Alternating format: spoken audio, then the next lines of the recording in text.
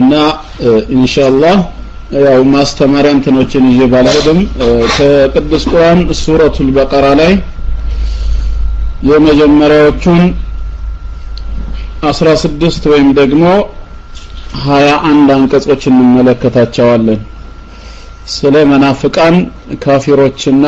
እውነተኛ ሙእሚን ወይም ሙተቂኖች ባህሪ ቁርአን የሚነግረን ነገር ማለት ነው በተቀለ በቅዱስ ቁርአን ውስጥ የሰዎች ማንነት በእነዚህ ሶስት ነገሮች ነው ተከፍሎ የሚታየው ከፊል አማኞች ሙእሚኖች አሉ ከፊሎቹ ደግሞ ከሃዲዎች ካፊሮች አሉ በዚህ መሃል ደግሞ መናፍቃኖች አሉ ዛሂራቸው ሲታይ እንደ ሙስሊሙ የሙስሊሙን ተግባር በመስራት ሙስሊም የሚመስሉ ውስጣቸው ልባቸው ደግሞ ኩፍርን ያመነና የተቀበለ ከሃዲዎች ማለት ነው اللهم نجنا من الكفر والنفاق ስለነዚህ ነገሮች ቁርአን በሱረቱል በቀራ እስከ ቁጥር 19 ከቁጥር 1 ጀምሮ ያለውን ኢንሻአላህ አጠር ባለ መልኩ እንመለከትና ያንን ተንተርሶ የሚነሱ ጥያቄዎች ካሉ በአላህ ፍቃድ በጋራ እንመለከታቸዋለን أعوذ بالله السميع العليم من الشيطان الرجيم بسم الله الرحمن الرحيم ألف لام ميم الله أعلم بمراده أملاكاتنا الله بندزينة حروف الحجائية የሚጀምሩባቸው ወደ 29 የቁርአን ሱራዎች ምን ለማለት እንደፈለገ እሱ ያውቃል በላጩም ያ ነው ከፊል ዑለማዎች የሚሰጡት ማስረጃ ምንድነው ሰዎችን ጸጥ ለማለት ትኩረታቸውን ለመሳብ ነው ቁርአን በሚነበብበት ሰዓት እንደ አይነት ቁርአን ፊደሎች መጀመሪያ ሲጀመሩ ምን ነው ብለው ሰዎች ጆሮአቸውን ይሰጣሉ አሊፍ ላም ሚም ሲባል ምን አይነት መልእክት ሊመጣ ነው በዚህ ፊደል የተጀመረው ብሎ ሰው አትኩሮትን ይስባል ያ ነው የሚሉአሉ ሌሎቹ ደግሞ ለማለት የተፈለገው ይህ ቅዱስ ቁርአን ማለት እናንተው ከምትጠቀሙባቸው 28ቱ የአረብኛ ፊደላቶች ከአሊፍ እስከ ያ ባሉት የተገነባ ነው አሊፍ ላም ሚም እነዚህና በመሳሰሉ ፊደላቶች የተገነባ ነው ግን እስኪ ከቻላችሁ አምሳያውን አምጡ ከናንተው ቋንቋ ሆኖ አምሳያውን ግን ማምጣት አትችሉም እያለ ነው ሌሎቹ ደግሞ አንዳንድ ተፍሲር ይሰጡታል አሊፍ አላህ ማለት ነው ላም ለጢፍ ማለት ነው ሚም ዓሊም ማለት ነው የሚሉ አሉ አላ ኩል ሃል አላሁ አዕለሙ ቢሙራዲሂ አላህ ምን ለማለት እንደፈለገ አዋቂ ነው ذلك الكتاب ይህ መጽሐፍ ይላል ገና ሲጀምር ቁርአን ማለት ነው ቅዱስ ቁርአን ወደ 56 የሚጠጉ ስሞች በቁርአን ውስጥ ተሰጥተውታል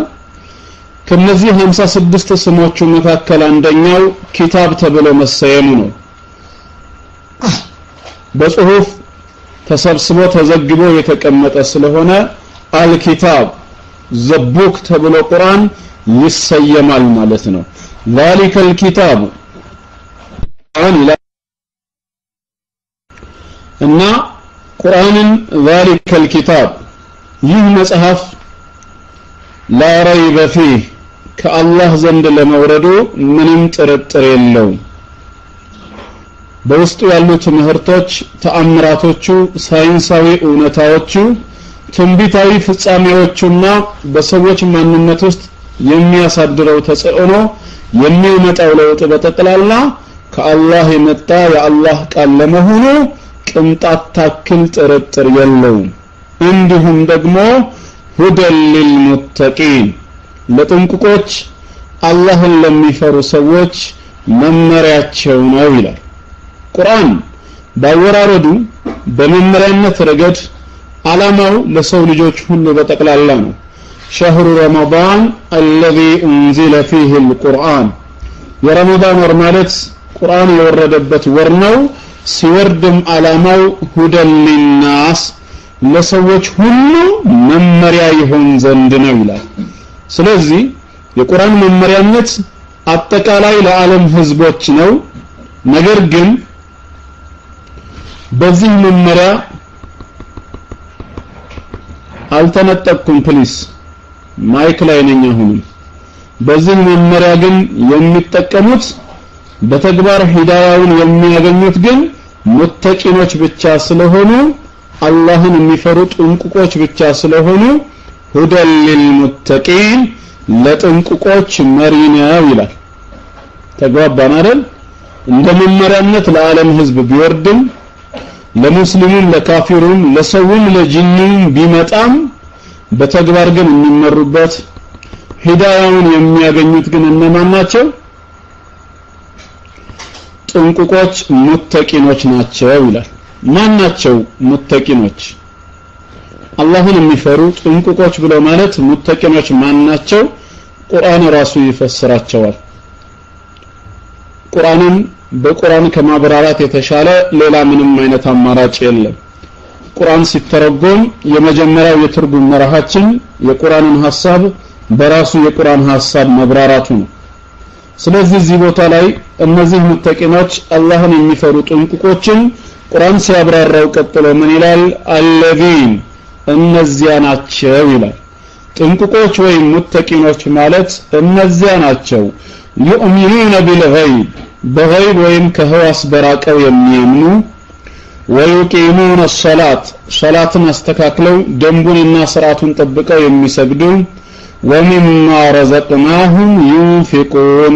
ከሰጠናቸው ሲሳይም የሚለግሱ ይላል እዚህ ጋር ሶስት የሙተቂኖችን ባህሪ ማየት ይቻላል የመጀመሪያው ባህሪ يؤمنون بالغيب በغይብ ወይም ከህዋስ በራቀ ነገር የሚያምኑ غይብ ሲባል ما غاب عن إدراكنا ከኛ ከስሜት ህዋሳችን ወይም ሴንስ ኦርጋን ብለን ከምንጠራቸው ነገሮች የራቀ ነገር በጠቅላላ غይብ ተብሎ ይጠራል በአይንህ አታየውም ከርቀቱ ብዛት የተነሳ በጆሮህ አትሰማውም በአፍንጫህ አታሸተውም በመላስህ ቀምሰህ አታጣጥመውም በእጅ ወይም በሰውነት አካሎችህ ደግሞ አትዳብሰውም ይሄ ምን ይባላል غይብ ተብሎ ይጠራል ከህዋስ በራቀ ነገር የሚያምኑ ማን ይገባል ታዲያ እዚህ ውስጥ ቢባል አንደኛ አምላካችን አላህ ራሱ ይገባል ሙስሊሞች በአላህ ያምናሉ አላዩትም ሲናገር አልሰሙትም አልዳሰሱትም ወይንም ደግሞ አላሸተቱትም አልቀመሱትም ግን አምላካችን አላህ እውነተኛ ፈጣሪያችን መሆኑን አምነን ተቀበለናል ከሱ ውጭ ሌላ ጌታ እንደሌለ አረጋግጠናል ይሄ غይብ ይባላል ነገር ግን ታዲያ በእንደዚህ አይነቱ ነገር ለምን አመናችሁ ቢባል በመናያቸው ነገሮች እንድናምን የምንታዘዘው በሸሪዓ የሚታዩ ነገሮችን ቤዛ አድርገን ነው አምላካችን አላህን ማየት ባንችልም እሱ ሲናገር ቅዱስ ቃሉን በጆሮአችን እንደ ሙሳ አለይሂ ሰላም ማጣጣም ባንችልም ግን ህልውናውን የሚገልጹ መኖሩን የሚያረጋግጡ ሌሎች ተአምራቶች አሉ ሌሎች ነገሮች አሉ እነዛ ነገሮች ወደ አላህ ይወስዱናል ግን ከስሜት ህዋሳት ውጪ ሆኖ መገኘቱ ደግሞ ታምናለህ ወይስ አታምንም የሚል ፈተና ይሆናል ማለት ነው በغይብ ማመን ለሰው ልጅ ትልቅ ሙከራ ፈተና ነውና ስለዚህ ሙተቂኖች ከካፊርና ከሙናፊቅ ተለይተው በምን ይወጣሉ ከህዋስ በራቀው ነገር አምነው ይቀበላሉ ካላየን በስተቀር አናምንም አይሉም ሌላ ምን ይገባል አልኢማኑ ቢልየውም الآخر በመጨረሻው ቀን ከሞት በኋላ ባለው ህይወት ማመን ይካተታል አንዳንዶች ማን ሄደው አየው ይላሉ በርግጥ ለማየት ነብያችን አለይሂ ሰላቱ ወሰለም ሄደው አይተውታል እኛ ደግሞ በሳቸው አይን ስር ሆነን አይተነዋል ምክንያቱም ስለሳቸው አይን አላህ በቅዱስ ቃሉ መስክሯል ما زاغ البصر وما طغى ብሏል አይኑ አልዋለለም አልተሳሳተም ብሎናል የኛ አይንማ ሊዋልል ይችላል አንዳንድ ጊዜ በአስፋልት እየሄድሽ ይያለ ከሩቅ ተመለከቻትና እቺ መርየም 11 ነች እንዴት ያለሽ አዎ እሷ ነች ይሄው አካሄዷ ያስታውቃል ብለሽ ጠጋ ብለሽ ሰላም ልትያስቲ ኦ ሶሪ ሌላ ሰው ነች ተመሳስሎብኝ ነው ትያለሽ ስለዚህ